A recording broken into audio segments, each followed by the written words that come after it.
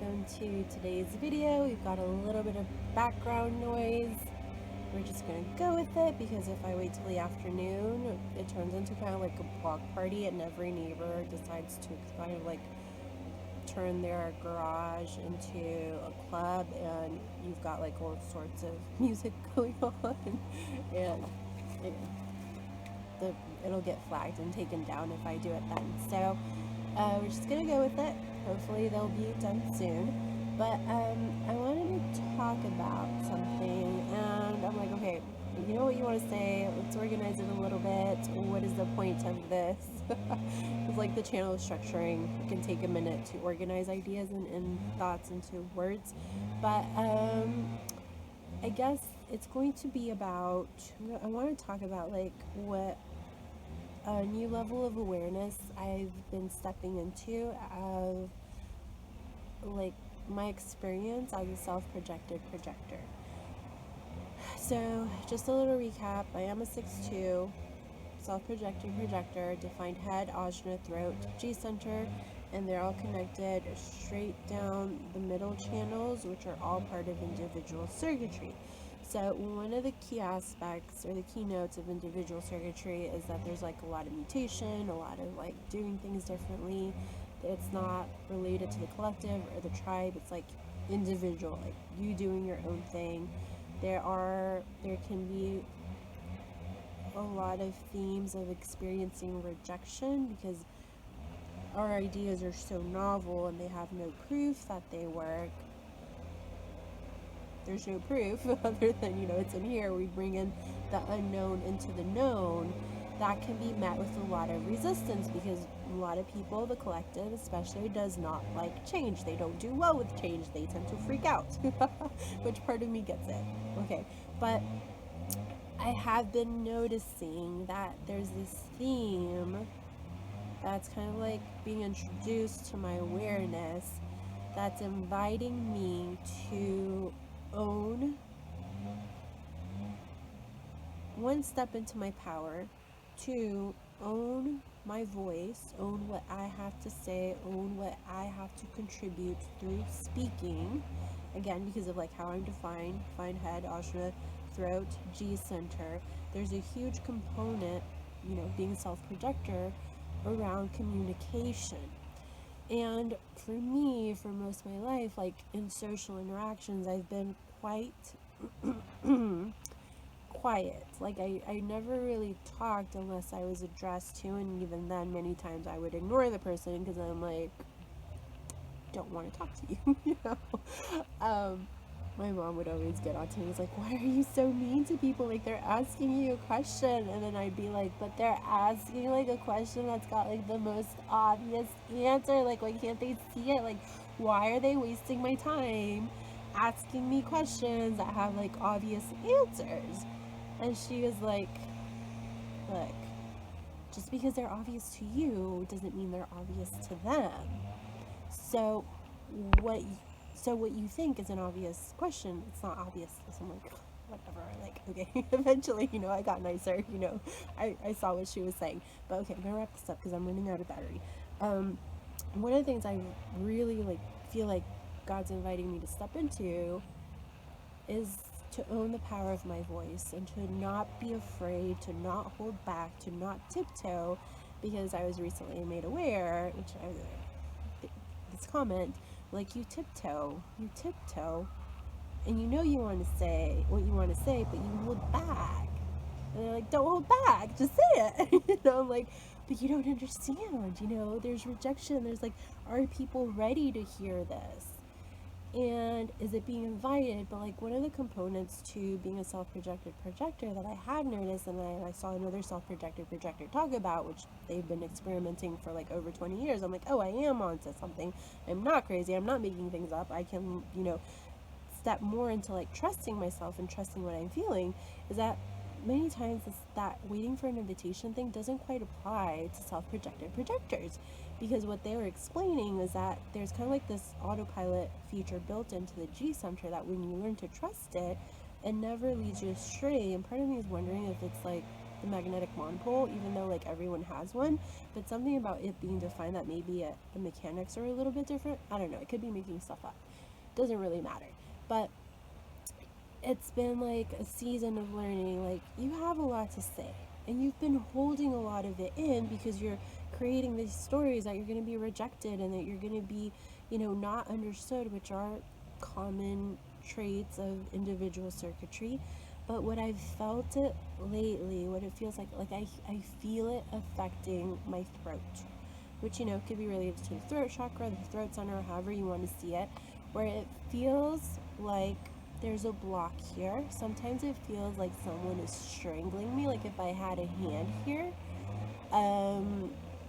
It feels like that. And then I found this post by someone where they were sharing this interaction they had with a therapist, and they're like, she felt the same thing. So what I had her do is like kind of like do this and then turn the hand outward, you know, kind of like taking that out of the body, somatic exercise. And I did that, and I felt more relief. It was still there, but I was able to get some relief, and I was able to feel better. I'm like, oh, okay. So, you know, it's like, let's give her these pieces slowly, bit by bit, until she gets it, that it's okay to say what she wants to say, that she needs to say, because by holding it back, she's not only like affecting her health, but she's also like not saying things that can help people shift their experience, that can help them see things differently. So it was like that. And then the other feeling, the imagery that came to mind, and I'm gonna say like maybe a little bit of a trigger warning, because like with okay, so feel into this. If you feel like you shouldn't, like doesn't feel right to continue, like pause this, go away, and then, you know, you can come back another time. But it felt like I had a noose around my neck, right? Where like I could potentially be hanged or hung for what I said, right? So a lot of fear. And I'm like, oh, okay, maybe this is what fear feels like, because again, having having the emotional center undefined, it's easier for me to like absorb what other people are feeling, but it's like I don't quite connect, like what is this feeling, what is it, is it fear, is it, you know? So I'm learning to do that. So I'm like, okay, all these things that I've been feeling on my throat area, just want to stop it. Okay, all these things, maybe it's giving me an opportunity to like, okay, how much does she want to speak about this? All these things that I've been feeling at my throat area are fear related. Sorry, I lost my train of thought for a second. Are related to fear. You know, she's afraid that if she says these things, there are going to be negative consequences, but that's just one possibility. There's another possibility that what she has to say has value, and it will contribute, it will help people. So talking this out, like during this process, which is part of my process, especially when it's a very like emotionally charged topic like what we're talking about right now, that can have quite an impact on my life and my experience of life, I'm learning to loosen my hold on, like, if I say things and they're not invited, they're not going to be well received, and they're going to experience rejection, and I'm going to experience rejection, and it's going to hurt, and I won't be able to handle it, and all these stories, right? So like, let's shift a little bit, not all the way yet, let's shift a little bit.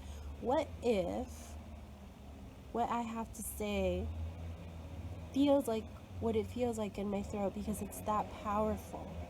It's so powerful that you can't hold it back, you can't hold it in anymore, because it's affecting your health. It's getting to the point where it's affecting your health. So you talk, it's okay. You're not going to get in trouble. You're not going to get punished. If people don't like it, maybe it just wasn't the time for them to hear it. Or you can trust that whoever does hear it is ready to receive it. So stop being so afraid. You have things to say. You've been holding them in. And as a self-projector, it's so crucial to your process to be able to openly and freely express yourself. Stop being so afraid. which is easier said than done sometimes. But like talking about this helps shift the energy, because like all these fears are still in here, right? But I'm not vocalizing them, I'm not verbalizing them. I find like one of the ways that I really shift energy, move the energy, is by speaking. And I do have a powerful voice. It's like owning that, because when I talk to people and I kind of like have been able to share and communicate with them, they say like, wow, like just by talking to you, like I've experienced so many shifts, which is like keynotes of like the individual circuitry, and a lot of like line sixes in my profile. I can't even talk anymore, I'm so excited. So I'm like, okay, I gotta let go of the fear, loosen my grip on it. So I'm doing that by like, okay, what if what I have to say does help people? And this feeling that I'm feeling in my neck, it's there because it's like it's okay, like you need to talk. It's part of your gift, it's part of what you're here to share. You can't hold that back anymore because it's taking a toll on your health. And you just like, again, you have to trust, like, what do you want to experience? Do you want to experience rejection? No, I do not. But in a way, like, you're rejecting yourself, by holding back what you want to say. So you're already experiencing rejection, and you're feeling it in your body. And if you're feeling it in your body in a negative way, it can't be healthy. It can't be like the way that you're meant to do things. So what if there's another experience, an experience where you're not rejected? Or if you are rejected, like, you can handle it, because you're kind of like already handling your own rejection, so you can hold it, but that doesn't mean that that's going to happen. What if you actually end up helping a lot of people? Or what if it's just one person?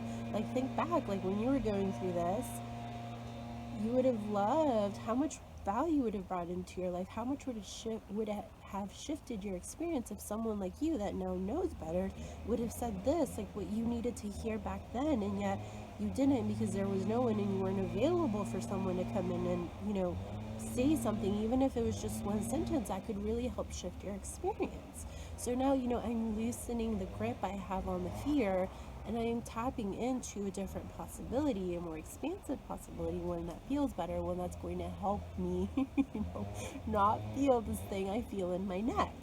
So there's that piece. And then there's another thing that I want to mention, because it kind of ties in quite beautifully, and then we'll wrap it up. I was watching this show. It's called Scorpion. It's been canceled, which I was sad it was canceled, because I love, like, I related so much to it. It's about a group of geniuses who are misfits because they're geniuses, and when you have like a higher IQ, you tend to kind of like lack EQ, like social skills. So it's a group of misfits that comes together, and they use their brain power, their genius, to solve problems. And there's this little boy in there, his name is Ralph, and he's having a conversation with Walter, and he something happens. I kind of caught the end of this, even though I watched it a few times. But anyways, Ralph thinks that Walter got upset because Ralph is smarter than Walter. But Walter's like, it wasn't that. It wasn't that you have a higher IQ than I do, because Walter's like really big on, like, he's the fourth smartest person in the world. He's like, it's that you held back. It's that you held back because you could see that I couldn't keep up with you. And it was that, because like, if you do that with us, imagine what you're going to do out there.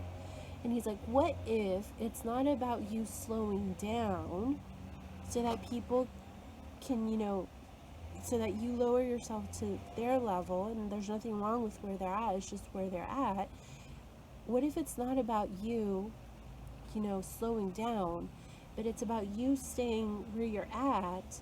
And by you staying, I mean, he didn't say it like that, but this is how I processed it. This is what I got from it. It's like, by you staying where you're at, people will rise and meet you there, right? So by doing it this way, we're not only holding ourselves back, but in a way, I'm going to use this term for, like, just to create a visual, it's like we're holding humanity back, because we're not showing them like the full potential. And yes, they might not initially get it, but if we hold a vision of them that they do get it, they will get it. It might take them a little bit of time compared to like us. And I'm not saying I'm a genius, it's just the way that I process things is quite quick.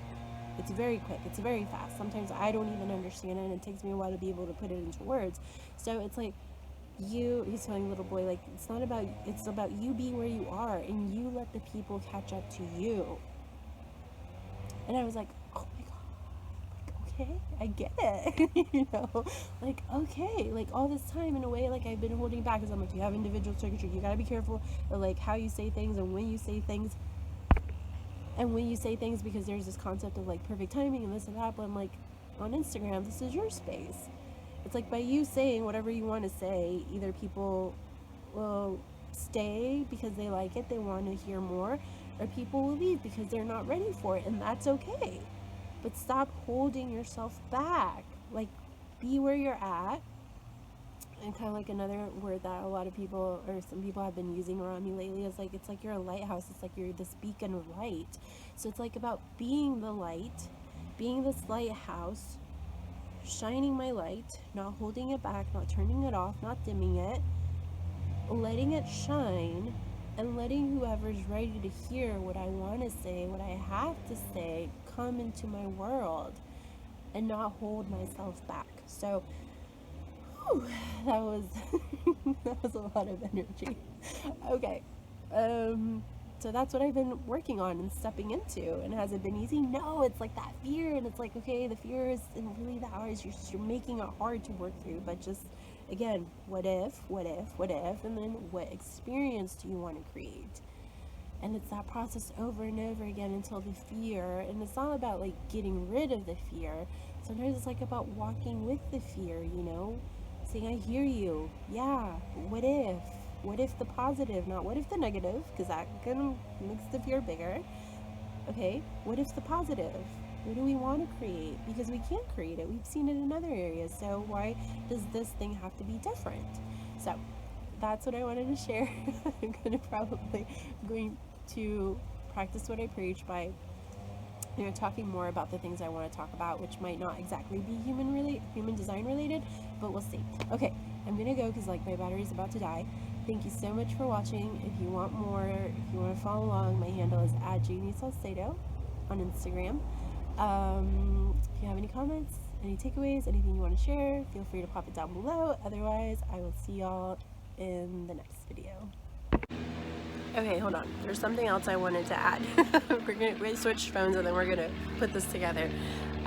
There's this song. I asked for a song this morning that had a message that I needed to hear. And the song I got was like Dangerous Woman from Ariana Grande. And I started listening to the song, like I kind of was already familiar with it because it was on my playlist. But it kind of like, the first thing that came to mind is like with the individual circuitry, I feel like this is a theme that pops up a lot for me, where like I feel like I'm a danger to the world or to the people because my ideas can be quite different, or I am quite different. The way I express myself, the things I want to say are quite different. And people aren't always ready for them, you know? But some of the lyrics, like I'm gonna read some of the lyrics that really caught my attention. But it says, don't need permission, made my decision to test my limits, cause it's my business. God as my witness, start what I finish, don't need no hold up. Taking control of this kind of moment. I'm locked and loaded, completely focused, my mind is open.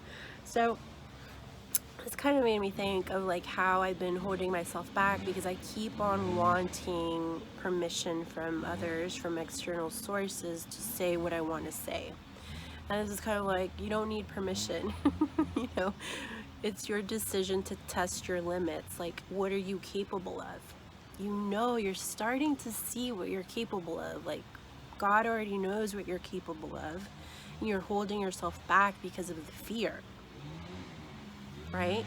So this next line, like, because it's my business and God is my witness, it's like, I think I've talked about this before, but like when we're receiving guidance, the guidance is very personalized to us because God knows us. And other people don't, they don't know what we receive. They don't, it's like having an internal, this is how I've described it before, it's like having an internal GPS, but like only you are hearing the instructions, and other people can be questioning, like, are you sure this is where you want to turn? Like, are you sure? Like, I feel like we're gonna get lost. But like, no, like I hear the instructions in my head, like, I got this, you know? And sometimes when you're learning about this, you're not used to receiving the guidance or how it looks like or what it sounds like, there can be a lot of like trust issues and fear, because you're like, well, what if I get it wrong? But then if like you're always being guided, how can you get it wrong? Different question, different answer, different experience. Okay, so another thing that stood out from the lyrics is nothing to prove, and I'm bulletproof and know what I'm doing. The way we're moving, like introducing us to a new thing. I want to savor, save it for later, the taste of flavor. Because I'm a taker, because I'm a giver, it's only nature. I live for danger. It's like, okay, sorry. I mean, I know the song alludes to other things, but I'm applying it to like me, okay, when I'm going through. Okay, so this got me thinking, of like, okay, there's nothing to prove. Like, I don't have to prove anything to anyone. I get to be myself, and it's safe to be myself. And I'm not crazy, and what I'm seeing, like, I'm seeing it for a reason. And I'm a good person, and God knows that I'm a good person. It's like reminding myself, like, I'm a good person, you know. But you know, it says, know what I'm doing. When I look back, I'm like, whenever you've had these internal nudges, these inner knowings, you haven't been wrong. And if you had acted sooner, you would have seen it sooner, but you let the fear get in the way. So stop doing that. You know? So then she says, it's like the way we're moving, it's like we're introducing us to a new thing. And I do have a lot of like keynotes of that, like introducing new concepts to the world, which I think are beautiful. And the people who have experienced like having these conversations with me, they're like, oh my gosh, you're a genius. So I do have like the Genius to Freak channel. And like the other side of this is like, I could be seen as a freak, but it's like, which side do I want to play more on? The genius side. So that's where I'm going to focus, and that's where I'm learning to shift my focus. And not necessarily because like I want to be seen as a genius and like stroke my ego. No, it's because like I see things, and for most of my life I've been focused on like, this is what we're doing wrong, and we're doing this wrong, and why can't they see that we could do it different?